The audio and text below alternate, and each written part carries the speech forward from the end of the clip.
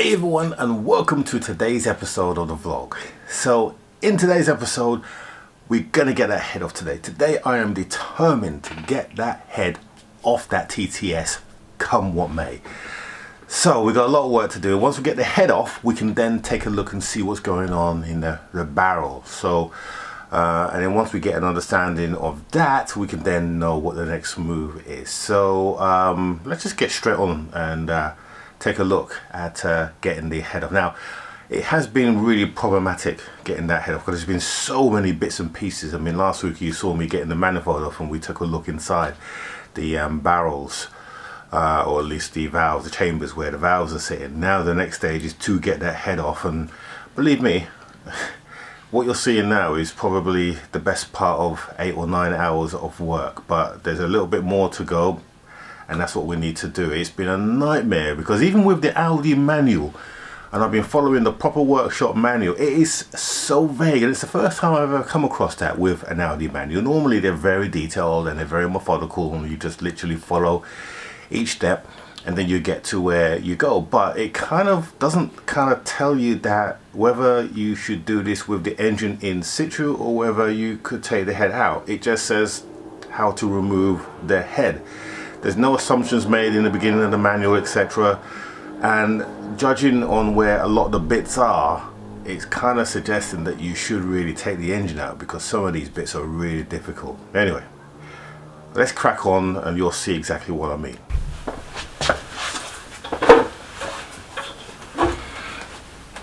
So, this car has been fighting me all of the way. I have spent the best part of 6 hours just trying to get this head off, and even though I've been following the Audi workshop manual, it is really vague on certain things. So it tells you to do certain things in certain groups, but then it will then miss major bits of information like the bolt that's down there and how to get the head off, because allegedly you're supposed to be able to do this with the engine in situ. So it's taken a lot longer because I'm still finding things that should be disconnected that I haven't disconnected. So yeah, it really has been a toughie. And then to top it all, one of the bolts, so we've taken off the head bolts, one of the bolts rounded off, and that was a real nightmare. So I ended up having to drill that piece out just to get it off, because it's a special tool that they use for the heads. They don't use a standard spline or a socket or a bolt head. It's I think it's an RM8 is the size socket, and so I literally had to drill this out until the actual head piece broke away. So that's now free, and we've got a teeny bit of movement in the head, but still not enough. So we're going to have to work on this a little bit more. That's the reason why I'm not bringing you any. I normally give you a speed up film, but not been able to do that because it's been too long. So we'll continue to persevere, and hopefully we'll get this off in the next hour or so. 2 hours later. Oh.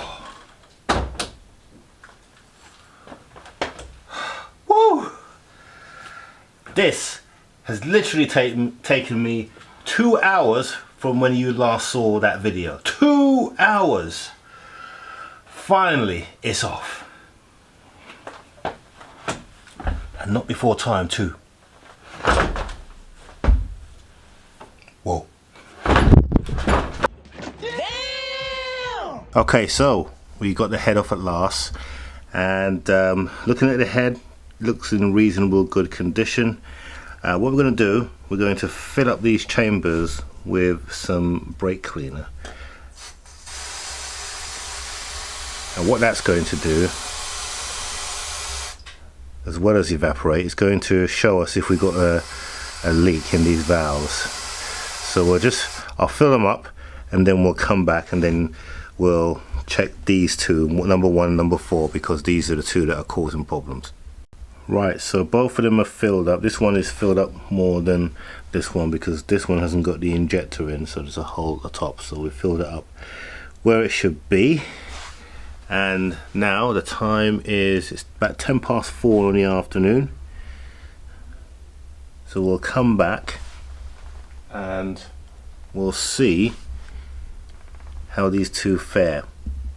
Okay, so this is number 1 cylinder, this is number 4, but we do have another problem as well. Let me show you.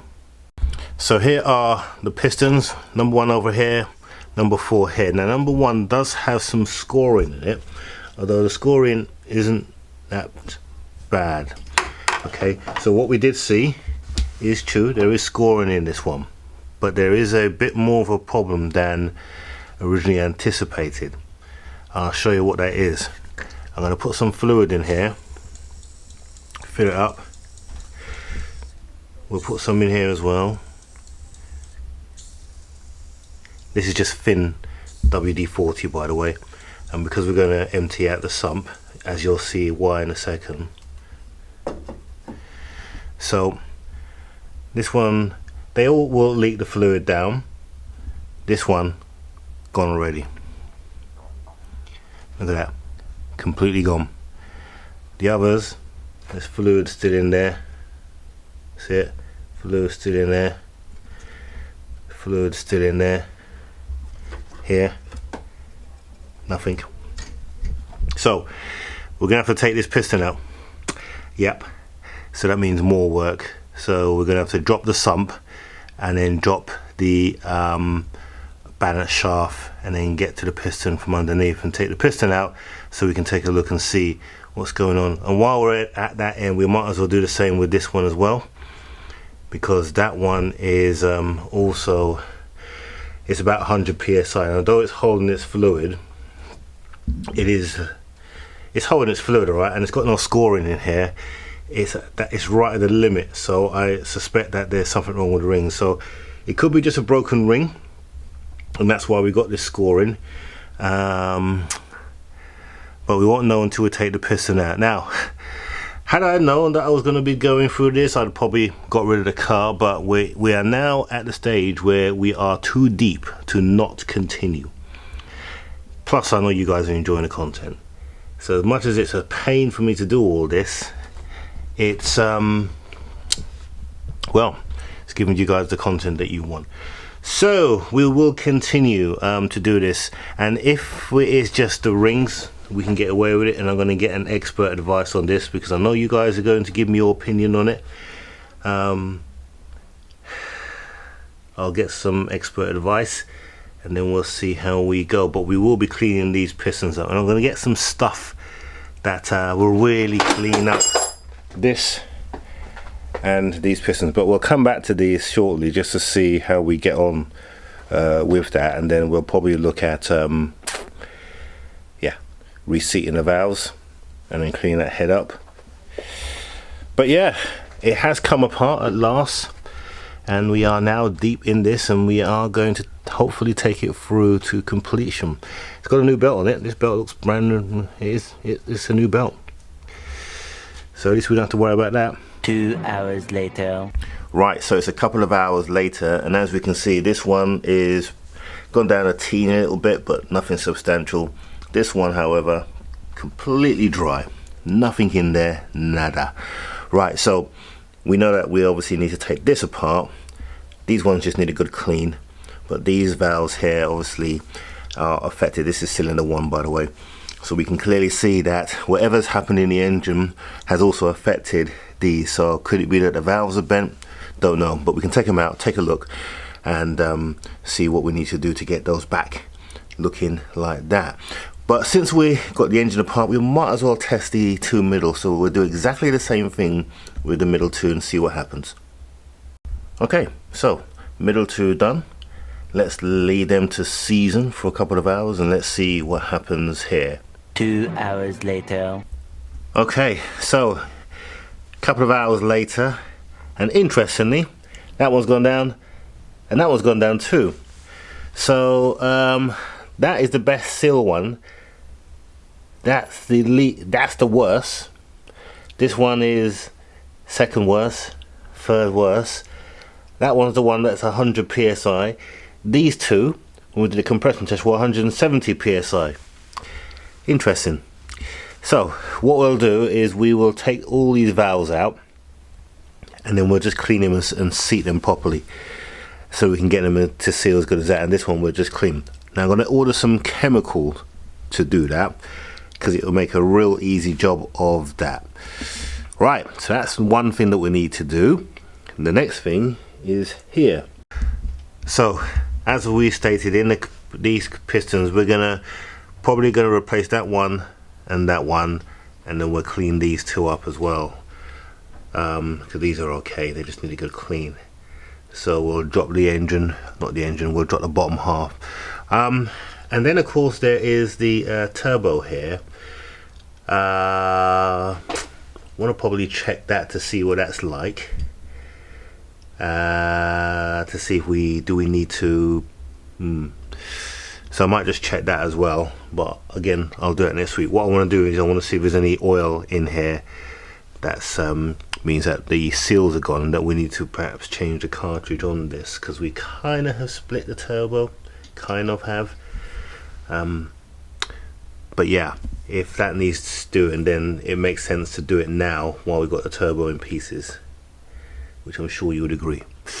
Good. So lots of work coming up on this car, and I'm actually quite excited now about doing this, because now that we've kind of come this far and we haven't had to take the engine out, which would have been a real palaver, because it would have meant turning the car around, because even though we've got more workspace, this area here is a little bit too tight to bring a lift. And it also means taking the car apart, and also means taking out the having the aircon gas, the R134 gas removed, which is a real issue because you can't vent it to atmosphere, it has to be removed. So that's one of the reasons why I didn't want to go down the engine route. So so yeah, we'll clean up the area and see how we go. Okay, so that's the car, and as you can see, lots of work's been done on that so far, and we've still got lots of work to do. But we're coming down to the end of all the problems, and as I've mentioned there, I'm actually quite excited now, because this is more of a challenge than just say take out the engine and replace job. This is really getting into the heart of the motor of this car, and if this works out well, then obviously we're going to have a really good car, and it's not going to cost that much to repair, because the OEM pistons on this car are not that expensive. I will be doing a price breakdown at the end, just to demonstrate and show you how much it's cost to repair this car, and why this was probably the best route. Had I put that car back into Copart, I've watched a couple of TTSs go in Copart, and even though this was a dresser-upper, I would not have put it back into Copart as a dresser-upper. I would have basically said that it had a mechanical problem that needs to be fixed, and that would have obviously had a detrimental effect on the pricing. So it would have probably sold for around the 4K mark, and after fees etc, you're probably looking at going away with 3.5K. Whereas the money that we'll spend to get this car sorted, I wouldn't expect to spend more than £500 or £600 at the very most. That is if I go extreme with this repair, which we're going to be modest on this. So we're now ordering parts. Next week we are going to take the pistons out. So we've got a new head gasket kit coming in, a proper OEM head gasket kit, which I was quite surprised at how reasonable that was priced at. And I've ordered some chemical clean, some really good chemical clean, and we'll demonstrate that next week, so stay tuned for that. How to really clean your carbon kit up, because a lot of you mentioned that, oh, why don't I just clean the head on the car? Well, yeah, we could have done that if that's all that we need to do, but because we had the lower compression, the head needs to come off, and once you take the head off, then you might as well take the valves off and do it properly. So that's what we're going to do, and plus I need to really get the head properly cleaned. I'm going to clean the head myself and get it properly blown up, because of the fact that we had to drill out one of the studs, and that left a whole lot of swath. Interesting trick that I used to get rid of a lot of it was to use a magnet, and everything just sticks to it. Absolutely gem. That took away around 90-95% of all the actual material. But we do need to give it a very good clean just to make sure that we've got rid of all the contaminants, because you can imagine if any of that gets into the engine, that's going to cause a catastrophic failure. Yeah. Right, okay, so next week we'll be under the car, we'll be taking away the balancer shaft, which is the whole unit, and then we'll be able to get to the pistons and take those out. We're going to take out 1 and 4, we'll see how bad they are, and then determine what we're going to do. Well, number 1 is obviously going to be scored, because we see the score marks. I'm then going to get some professional advice about what to do about the scoring in that board. Is it sufficient that we can leave it, or do we need to hone it? And if we do need to hone it, that means we'll probably have to put an oversized piston. Now Audi do cater for that. They've got 2 size pistons for this, and I've sourced the actual piston if we go down that route, but of course we just need to find that out. So that's a car. Lots of stuff to come next week, so stay tuned for that. Of course, last week we hit 30,000 subscribers, which is fantastic, and I thank every single one of you for subscribing and being part of this experience of this channel. If you saw my first video that I did, which I'm not going to show you, but look through the archives, you'll see it compared to the videos that we're doing now, totally different quality. I hope you appreciate, but I'm always open to suggestions, so put them down in the comments below. But of course, with that 30,000 followers, we're going to give away this. That's right, this is the Foxwell NT706. It's about £200. That's how much it costs, or that's what you'll see them online for. I've seen them actually for about £250. So this is going to be given away on the way I'm going to do that.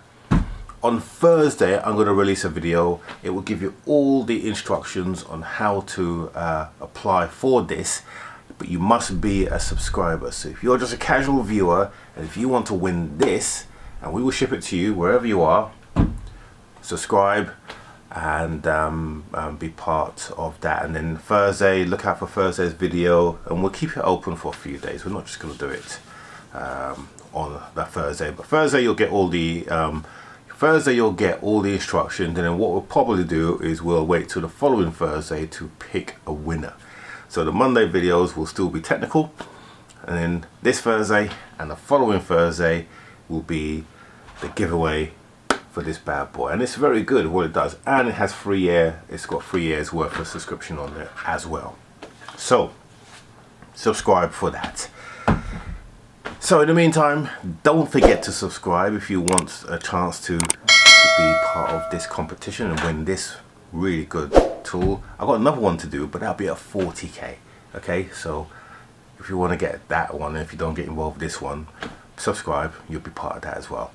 Click on the bell notification and like and share these videos, which we would appreciate. And we'll see you on the next one. So don't forget, Thursday there will be instructions on how to win this thing. And that's it. Have a good week. We'll see you on the next one.